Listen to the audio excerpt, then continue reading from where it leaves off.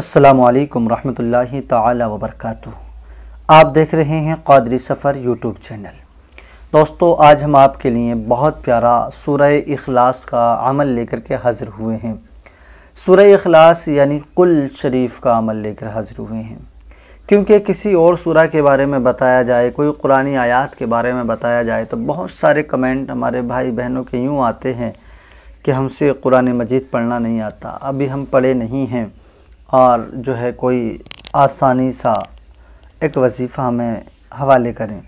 तो आज मैं उन लोगों के सवालों को मद्देनज़र रखते हुए आज जो मैं ये वजीफ़ा लेके हाज़िर हुआ हूँ सूरह इखलास का, यानी कुल शरीफ का ये अमल।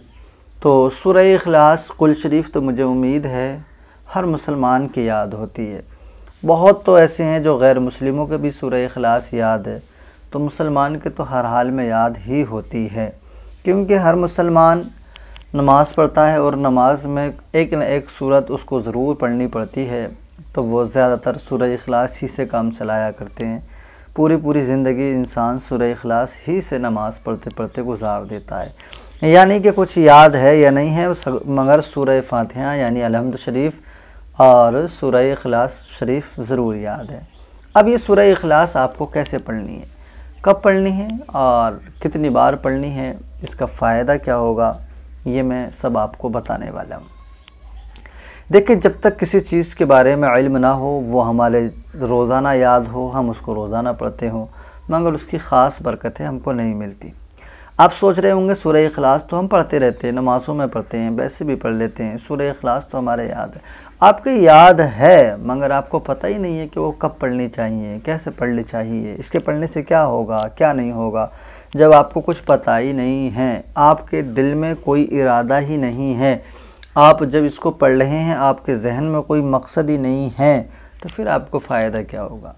जब आपको किसी चीज़ का इल्म नहीं है, कोई जानकारी ही नहीं है, तो फिर आपको उसका कोई फ़ायदा नहीं होने वाला है। जब आपको पता होगा और आपके जहन में एक टारगेट, एक मकसद होगा कि मैं ये जो अमल कर रहा हूँ, वजीफ़ा कर रहा हूँ, ये जो दुआ मैं पढ़ रहा हूँ, ये इस ख़ास काम के लिए पढ़ रहा हूँ, तो इंशाअल्लाह उस काम में अगर उतार होगा तब भी आपको पता चलेगा, उस काम में आपके काम में बरकतें होंगी, बढ़ेगा वो तब भी आपको पता होगा। यानी अगर नुकसान में जाएगा तो आपको ज़ाहिर होगा, फ़ायदा होगा तब भी आपको ज़ाहिर होगा, और आपको इस चीज़ का एहसास होगा कि मैं जो अमल कर रहा हूँ इससे मुझे बरकतें मिल रही हैं या नहीं मिल रही हैं, आपको इसका इल्म हो जाएगा।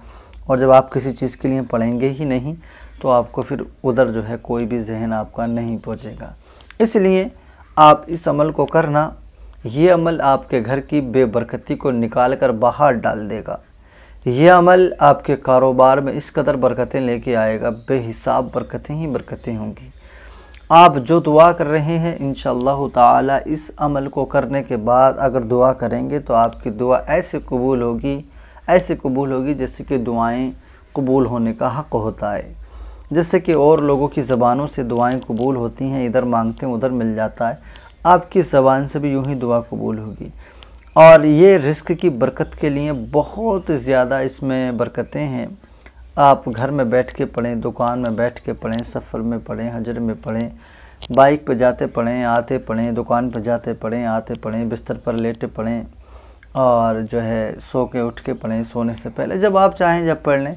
मगर एक मकदार मैं आपको बताऊंगा, आप उस मकदार में पढ़ लें या उससे ज़्यादा अगर पढ़ेंगे तो फिर वो आपकी मर्ज़ी है, आपके पास वक्त है तो आप ज़्यादा पढ़ लें।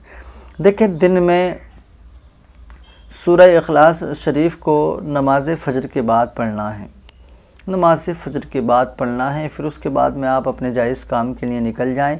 इंशाअल्लाह इसकी बहुत बड़ी बरकतें आपको नसीब होंगी। आपने नमाज फ़जर के बाद में अव्वल में 3 मरतबा कोई सा भी दुरूद पाक पढ़ लेना है।